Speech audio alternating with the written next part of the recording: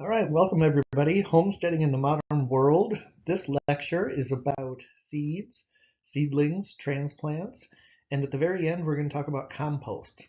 So planting a garden can be as simple or as complicated as you want it to be. And the simplest is to buy seedlings. And shown in the upper right hand corner, you simply take them out of the container and plop them in your garden. More complicated is, of course, starting from seeds and creating either your own seedling for transplant or direct sowing directly into the garden. Okay, there are two vastly different means of plant propagation. Sexual reproduction involves seeds, and seeds come from flowers. Asexual reproduction does not involve seeds. That involves cuttings, rootings. You might have heard of sweet potato slips, and you might have also heard about sprouting potatoes and then planting them, and those are called chits. And finally, root division, where you pull the plant up and divide the root ball into two new plants. But let's look at how flowering plants reproduce. There's a female and a male part of the flower, and the male produces pollen. Pollen actually contains sperm, and so the pollen from the anther will land on the female flower part called a stigma, and the pollen will grow down until it reaches an egg, and then the sperm fertilizes the egg, and that becomes a seed with a little embryo in it, and that seed can then germinate or sprout and grow into a seedling. Okay, there's natural pollination, which involves butterflies and bees and hummingbirds. And that usually is adequate in your garden if your garden's outside and you live in a natural area. Now, some people want to ensure pollination, and so they do it by hand. And this could be the use of a little delicate paintbrush, where the paintbrush transfers pollen from one flower to another. It can also involve just taking the male flower and touching it to the female flower. So let's look at this more carefully. If this is a squash flower, so this could be a yellow squash, a zucchini, any of the acorn squash, pumpkin, watermelon, that whole family, gourds, etc. The male, if you look at the male, it's a flower with a little anther in the middle of the flower. And the base of the flower does not look like a vegetable. Okay, the female flower has what looks like a miniature little squash in this case. And the female flower needs to be pollinated by the male flower. So you would cut the male flower off the plant, pull back the flower petals, and then use it, dab those anthers with the pollen onto the female flower. Now, some people try to mimic bumblebees, which have buzz pollination. The buzzing of their wings releases the pollen. And they use an electric toothbrush. Some people use an electric toothbrush. And whether this is going to improve your yield of tomatoes or anything, I'm not so sure about it. But if you want to tinker around with hand pollination, you could give it a go. So let's get back and talk about seeds. Direct sowing means you're going to plant the seeds directly in the ground. And so this is best for all of the beans and peas, what are called legumes, and then corn, squashes, melons, lettuce, radishes, beets, turnips. A lot of these grow in rows, and just look at the seed packet about how far apart to put the seeds and how deep to plant them. In general, you plant a seed 2 times deeper than the size of the seed. So if a pea is, a 1/4 of an inch across, you would plant it 2 times 1/4, so that would be 1/2, so you'd plant it 1/2 inch deep. But again, the depth, the distance between the plants and the distance between rows should be on the seed packet. Notice that the lettuce and arugula very lightly covered, just barely just a dusting of very fine soil. So pay attention to your planting depth. Now, as far as making seedlings to transplant, we have to talk about containers. And you could use old egg cartons, you could use old yogurt cups, you could use these little Jiffy Pot expandable pellets like on the bottom left here. Whatever you're going to use, it has to have drainage. It has to have some starting potting soil in there. If you get one of these trays like the upper left with the plastic cover, that's pretty good. It keeps the humidity in at least until the plant is taller than the cover. Once it gets too tall, it's going to pop the cover off. I find that I don't really use those. Okay, now another option if you do a lot of seeds. This is a device called a soil blocker, and you don't use a pot. So you get your potting soil and you stab the soil blocker down into it, and then you transfer it to a tray. In this case, you see they've got a whole bunch of blocks set up, and when you press the handle down, it deposits the 4 blocks or 5 blocks here, and it's got a little hole where you put your seed. I've got one of these, but then again, I plant hundreds and hundreds of seeds. The plus side to this is you don't need pots, little containers. But a negative is if you were trying to sell these or transport them, you really can't. I mean, you could try wrapping them if a person came up and wanted 4 or 5 of these seedling blocks. But then when they get them home, they're going to have to plant them immediately because they're going to dry out. So this is good for homestead use if you're doing large numbers of seedlings. Okay, let's say you've got your seedlings. Tomatoes, peppers, cucumbers, the whole cabbage family, chard, and herbs, those do great as seedlings. So you give them a head start before you put them in the ground. Okay, now you can work with cuttings. So a lot of herbs do really well. You just cut a short piece of the herb plant off, put it in a glass of water, and it roots. This take root rooting hormone, this helps encourage rooting. You don't need it, but you would simply take your cutting and dip it in this powdered rooting hormone and then put it in the glass of water, and it's supposed to make the roots grow faster. I don't use the rooting hormone, but again, it's an option. Okay, cuttings. These are good for tomatoes, peppers, all these herbs. I have not tried the parsley and cilantro, but apparently they make good cuttings. I've tried all the rest and it works great. Super easy. Rosemary will take quite a long time to set roots. Some of these others will root very quickly. Okay, if you want to work with sweet potatoes, you might know this little trick from, let's say, grade school. You put a sweet potato so that one end of it is sticking in water, and it will root, and then it will have shoots at the top. Well, instead of planting the whole sweet potato, you break off each one of those shoots, and those are called slips. And you can either root those in turn in water, or root them in soil, or just stick them directly in the ground when you're ready to plant, and they will form roots in the ground. So again, you don't plant the whole sweet potato. What you do is you break off the slips and plant those. When it comes to white potatoes, and I know some of these are red-skinned, but you know, the Irish potato, what you do is you cut a potato so that it has at least one eye on each piece. And the eye will actually sprout. And so you see the picture of the sprouted potato potentially has 3 different plants.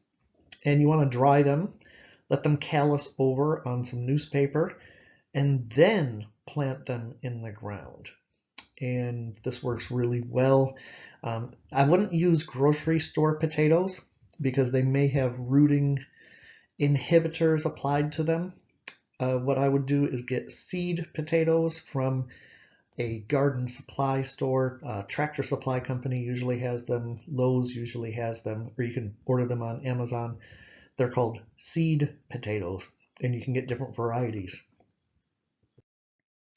Okay, with crown and root division, you pull up the whole plant and you cut, tear apart, break apart the roots into 2 or more clusters. And this works really well. Let me go back. This works really well with daylilies and irises and some herbs like parsley. So look up root division and see what plants you can divide. Now, when it comes to transplanting seedlings, it's not as easy as you might think. They're very delicate, and so you'll notice the upper right picture, the person is not holding the stem directly.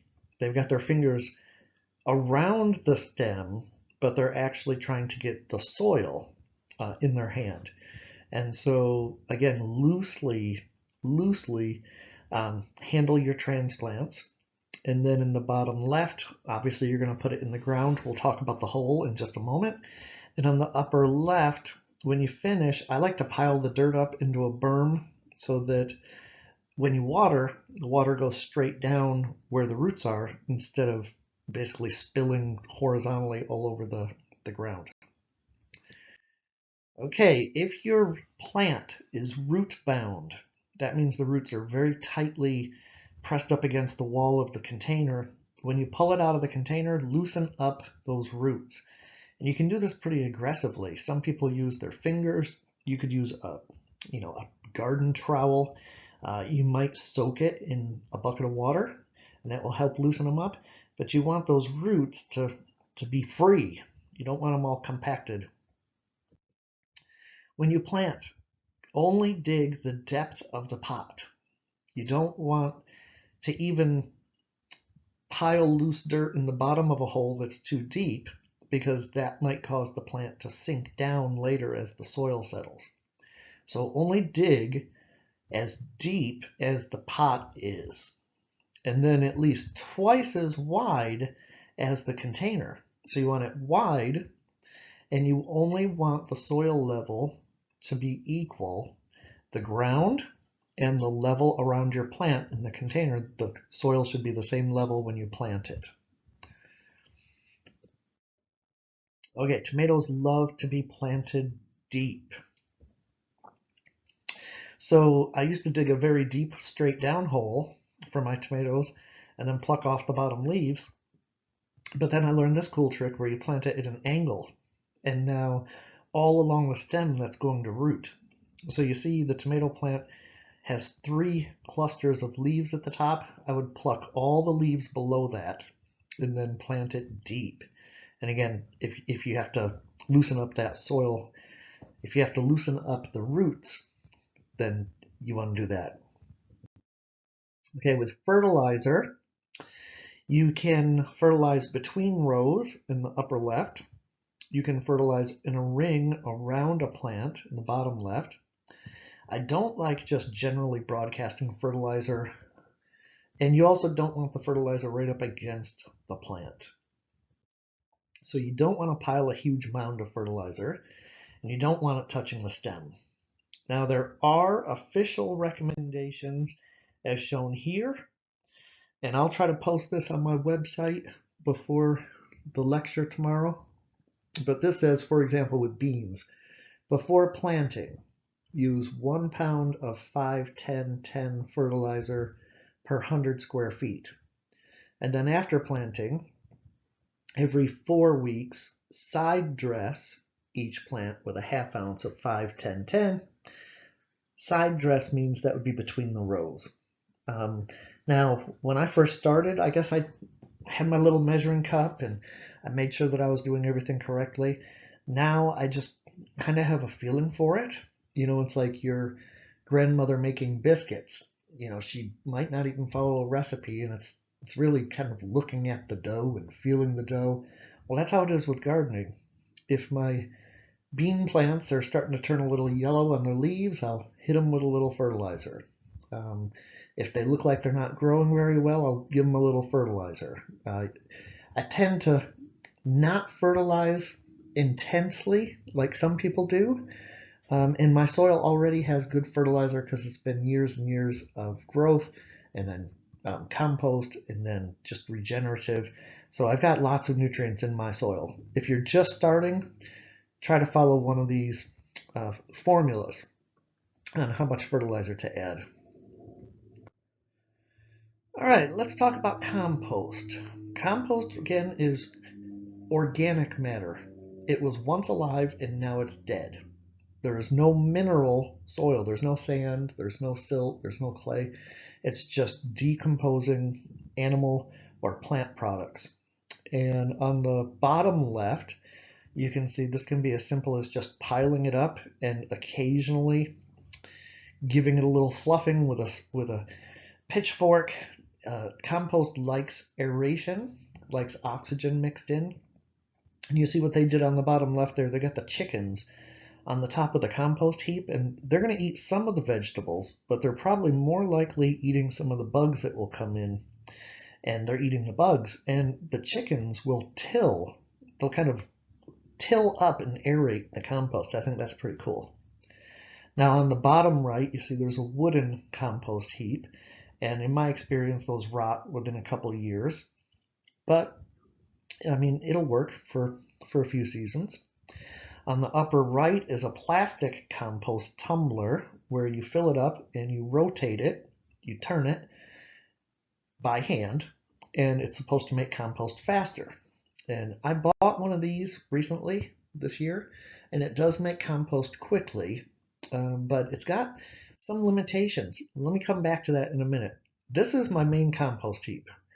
I thought by having metal on the inside that it would keep it from rotting, but I showed you pictures in a previous lecture about galvanized metal rusting out. But regardless, it's 2 bins side by side, and it is 4 feet by 4 feet by 4 feet, each cube. And when you open the door, you see on the right, the bottom layer is compressed and composted, and the top layer is still decomposing. And I only open this up about once a year, so I do not aerate it, I don't flip it, I don't turn it. And if I want compost, I can actually open the front door on that compost heap and reach down and grab some of that black gold down there at the bottom. And it's so compacted that it doesn't really come all falling out. So I like to mix this in the spring when I'm planting new stuff, mix it in where I'm going to be planting new plants in the soil. All right, let's get back to this tumbling composter. This is the one that I got, and it is fast. So it says it can make compost in as little as 2 weeks, and you know that's true.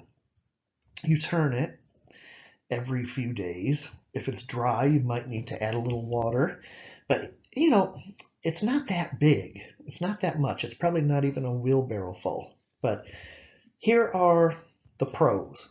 If you're not using many vegetable scraps and you just want something convenient and it's not going to rust, put this in your backyard and yeah, it'll make some little quantities of compost.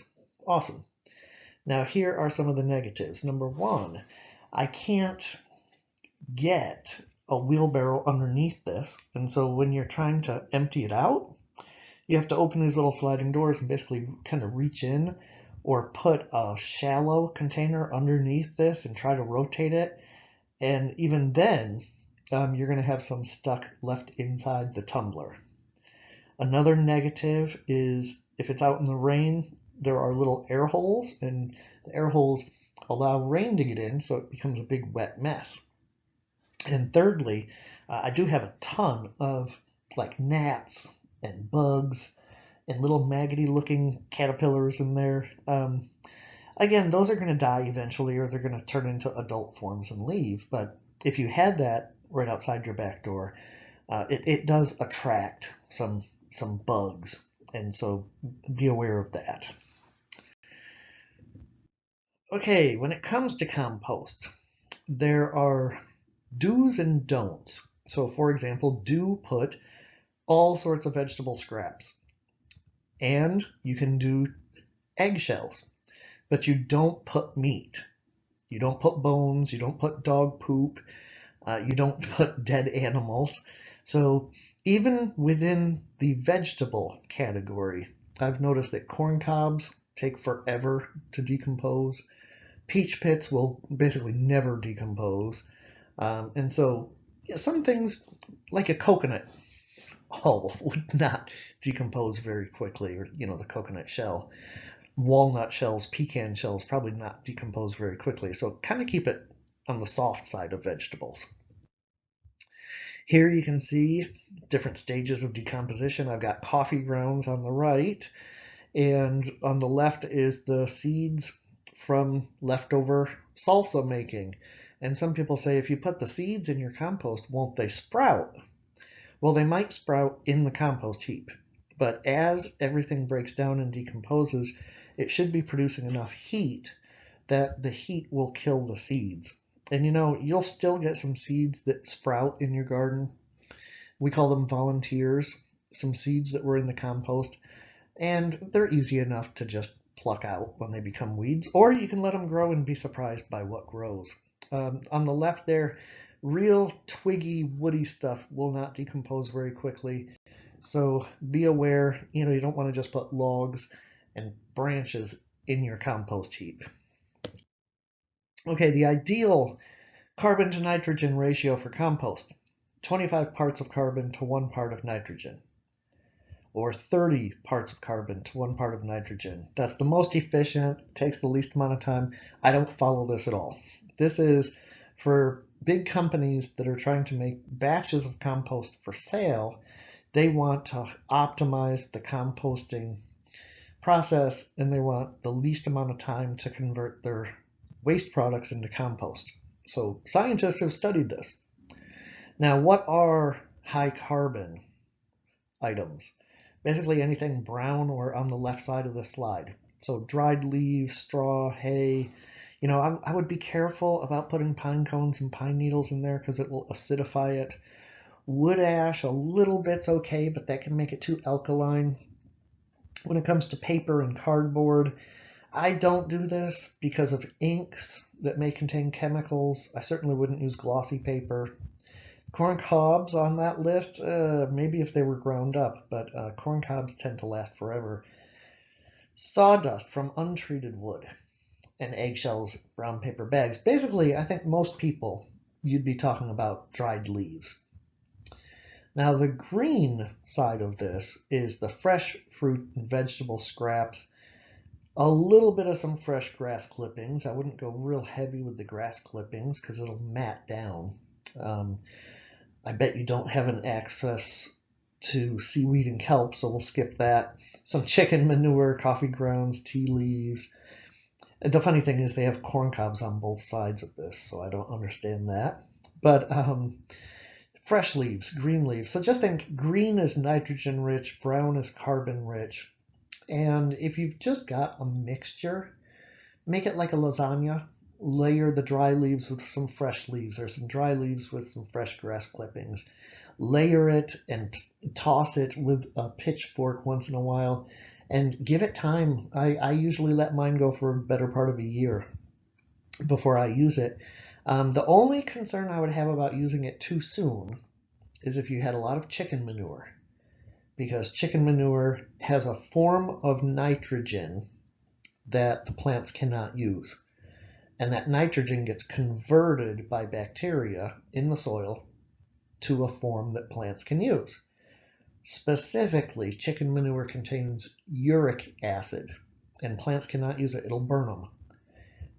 The uric acid will be converted into ammonium compounds over time, and the plants do use that. So be careful if you're using huge amounts of chicken manure fresh. But once everything composts, the pH is usually good. Any concerns we have about, let's say, seeds germinating, that should be a minimal problem. In terms of your pine needles, pine cones, and wood ash, that pH will balance if you dilute it with leaves and coffee grounds and fresh grass clippings, etc. I say just pile up your organic matter, try a little spot, let it decompose, and then add it into your garden the next time you plant. Okay,